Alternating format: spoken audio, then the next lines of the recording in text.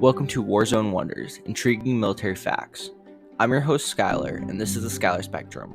So buckle up, because in this podcast, the battlefield becomes our playground, and the pursuit of knowledge knows no bounds. Let's dive into Warzone Wonders together, where the thrill of discovery awaits.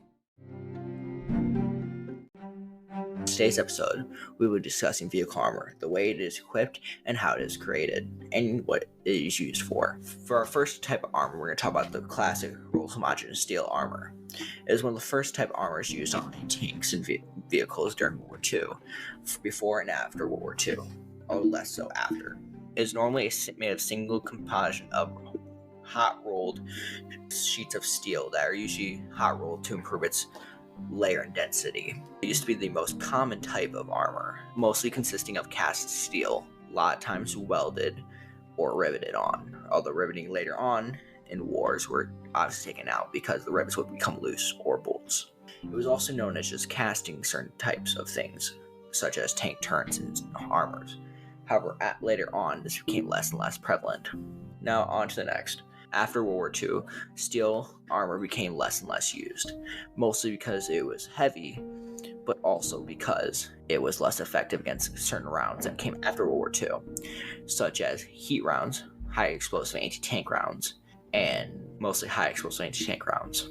And after the war, a lot of different types of armor were created. Pretty often they used steel armor. Certain times afterwards, they started using plastic armor, even glass armor. Most of the time, it was ceramic armor or composite armor. These consisted of two different layers of two or more materials, with properties such as steel and ceramics, or a lot of times using steel and plastic, such as certain old Soviet tanks. This type of armor was very useful because of what it did.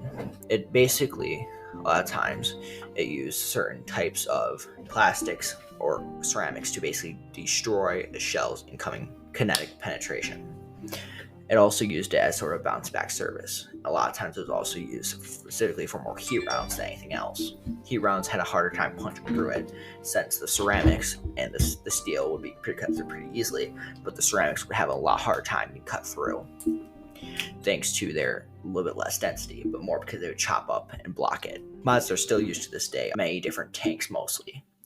We also have things such as aluminum armor used in light vehicles such as APCs or armored cars, and also in IFVs such as the Bradley 2 and Bradley M3. In certain ways, also titanium is used. Titanium is almost twice as dense as aluminum, and uses similar strength to steels. A lot of times it's used in a lot of aircraft, as the United States Air Force A-10 Thunderbolt II, or the Soviet-Russian built Sukhoi Su-25, as well as an enclosure pilot, as well as in the Soviet-Russian MiL Mi-24 Hind attack helicopter.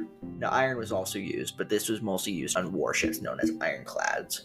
These consisted of normally 10 to 12.5 centimeters of wadded armor backed up by 1 meter of solid wood. These were mostly used in the 18th century, and in the very late 18th century, and sometimes in the very early 19th century. However, phased out pretty quickly for full steel warships. Plastic metal was a type of vehicle armor originally developed for merchant ships by the British admiral in the 1940s. Describes as 50% clean granite of a half-inch size, 43% limestone material, and 7% rudiment. It was typically applied in 2 inches thick and backed up by half an inch of steel. Plastic armor was highly effective against armor-piercing bullets because it had a hard granite practice would deflect the bullet, and lots of plastic between the steel back plating. Plastic armor could be applied by pouring it into a cavity formed by the steel backing plate and a temporary wooden form. Some main battle tanks armor utilizes polymers. For example, the polymer used in the BDD applique armor applied to modern T-62 and T-55 main battle tanks used by the Soviet and Russian armies, made by the Soviets and still used to this day by Russian armies. Glass. Bulletproof glass is still used to this day, believe it or not, in certain tanks and obviously motor vehicles. It is a lot of times even used in aftermarket things, and a lot of times pretty well known in the USA at least, used in presidential cars to stop assassinations that have happened in the past through glass. A lot of times, the bulletproof glass usually consists of multiple layers of regular glass used with a plastic laminate to provide impact resistance. such as physical assault with a hammer and an axe, etc. The plastic provides a little way in the way of bullet resistance. The glass, which is much harder than plastic, flattens the bullet and thereby prevents its penetration. This type of bullet-resistant glass is usually 70 to 75 millimeters thick. Now, ceramic armor. Ceramic, precise mechanism is for defeating heat rounds, like I said earlier in this podcast. It was uncovered in the 1980s. High-speed photography showed that ceramic material shatters as the HE round penetrates.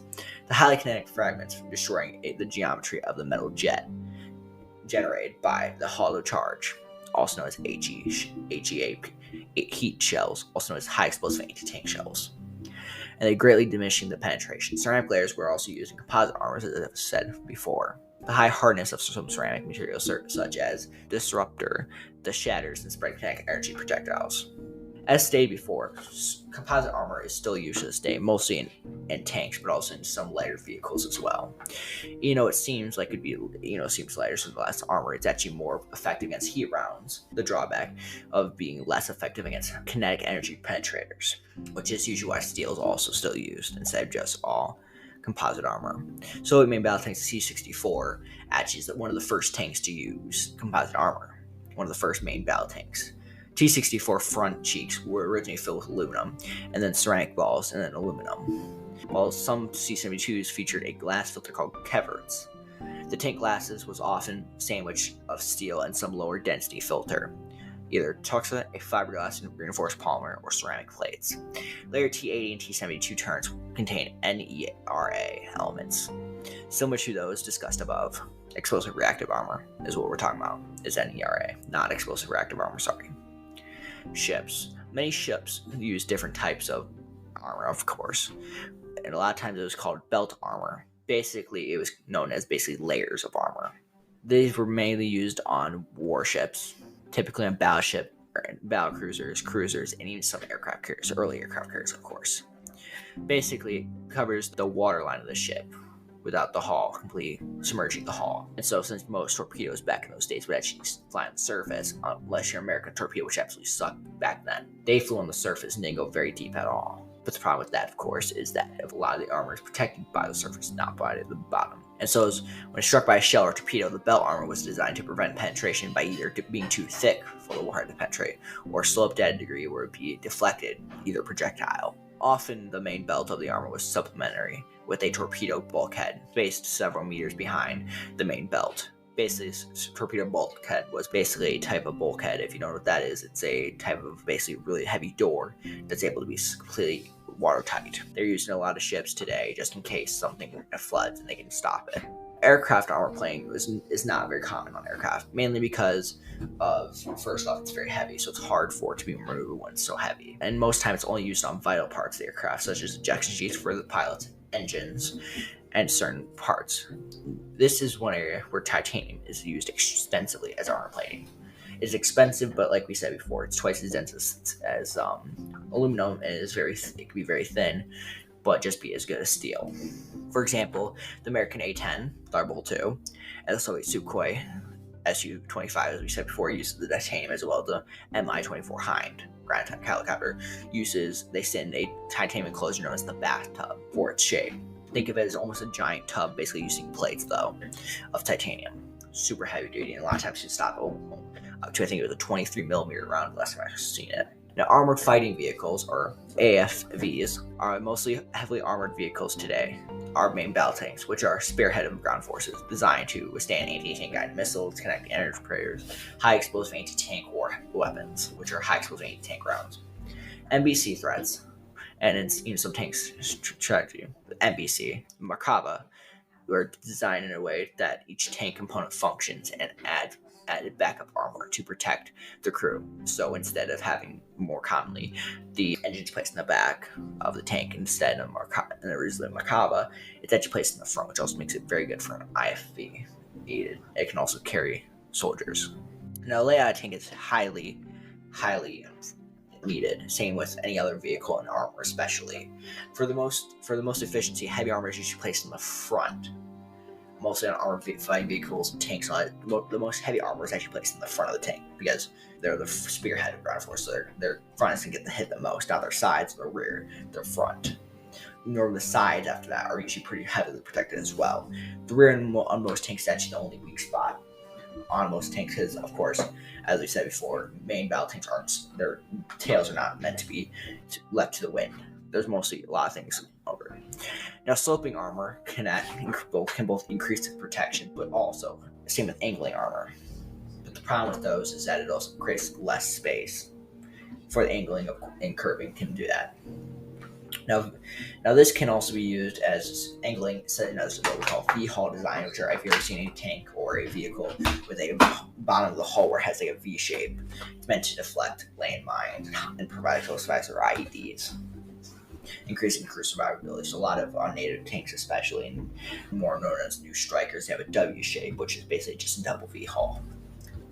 Now they have what we call spall liners on new main battle tanks, which are basically, many AFVs also have this, but on the Leopard 2 more famously is known to have a spall lining, which is a spall, or spall is a type of fragment from kinetic energy rounds. It is a type of lining. They are most of the time used to destroy tanks during the early wars, but also they have ones such as pin stabilize and scarring sable rounds. These spall liners are very effective against this if it doesn't puncture the tank. A lot of times, spall, basically metal fragments of the tank itself, and the interior will shred around and shred up crew, which T-34 actually had a very hard time with.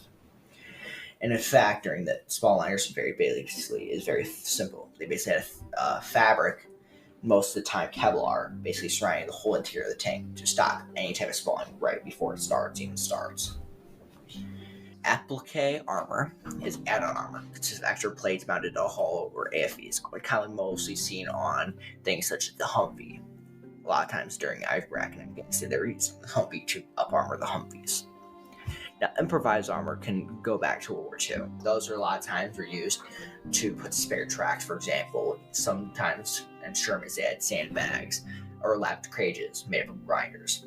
A lot of Soviet tanks, even, you can see with bed frames and chicken wire and stuff set up as spaced armor, which we'll get into a little bit later. They're basically known as hillbilly armor because it was basically made up. Moreover, there was something known as the Killdozer incident, which is a modified bulldozer using armor with steel and concrete composite, which was basically, as I said, improvised armor. However, do not ever mess with that. Do not do that. Just don't ever do that. Do not ever repeat the Killdozer incident. Spaced armor is actually a type of armor using usually distanced. So it's usually a thinner armor placed on tanks and stuff, but spaced out between certain parts that are more fragile. A lot of times this is used on the sides of tanks to stop heat rounds, or mostly to space out heat rounds. These were used more towards the end of World War II, but also used in the First War on Chenier CA-1 tanks and St. Chemin tanks. Spaced armor can have advantages in several situations. For example, it can reduce the effectiveness of kinetic energy primers, and it can even enhance the effects of sloped armor, as well as having heat projectile. By the way, sloped armor, I don't know if I got into this earlier, but it's basically you angle a type of armor, and basically what it does is it makes it so there's more distance for kinetic energy for rounds to go through. Instead of only having 100 millimeters like you would have on like a T-34, for example, if you sloped it as like T-34 had, you had to go basically to 200 millimeters instead of only 100 millimeters. So it's a lot more effective against high explosive rounds and multiple types of rounds. And shroud plates. A lot of times it was used at the end of World War II. You see on Sturmpanzers and different types of anti-tank weapons used by Germans and the Nazis. The endless armor, or Whippy shield, or known as Whippy bumper, used the principle of space armor to protect spacecraft from impacts from very fast meteorites. Now, sloped armor is armor that is mounted on a non-horizontal surface. Given normal the surface of the armor, its plate thickness increase the armor slope to improve its durability. So basically, the more it's sloped, the thicker the armor, basically.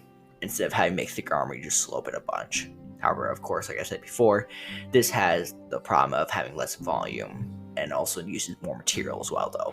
A lot of times used in the front of tanks, such as on anyone airplanes, you see the bottom of the hull, it's heavily sloped. Or the Merkava tank, like I said at the beginning of the episode, is heavily sloped. Now, reactive armor normally consists of high explosive reactive armor. This was actually made by a German researcher named Manhelfred Hield while working in Israel. He uses a layer of high explosives sandwiched between steel plates. Shape warheads hit the high explosive and detonate it, pushing the plates into the warhead. But also sometimes, so the liquid powder, usually copper, goes at around 500 degrees Celsius, and it's used and it makes it flow like water, but by significant pressure, aka the explosive itself.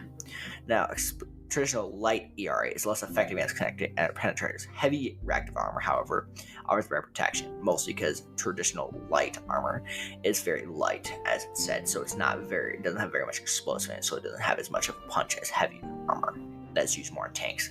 However, light armor is more used on different vehicles like APCs, as explained before, or IFVs. Heavy reactive armor offers better protection. The only example currently in widespread service is the Russian Kernat 5 explosive reactive armor. Reactive armor poses a threat to friendly troops. Although, if you've seen the war in Ukraine, just to slate the Russian military real quick, yeah, they don't really use it all that much anyway. So, right. Slant armor is designed to use anti-tank rockets and missiles. Basically, it's sort of designed in the spaces of spaced armor, but uses a cage basically. So instead of using just flat sheets, it uses bars and grates. So it's a lot more effective against those type of things. Now, electric armor was developed more recently in the United Kingdom defense technology. It's a tune-thin shell separated by insulating material on the outer shells, and coming a heat jet shoot from the bridge between the shells. The high energy discharges the jet, disrupting it. Although, as we said before, this is still a highly, highly unknown system. And that's all for today's episode. Thank you for listening.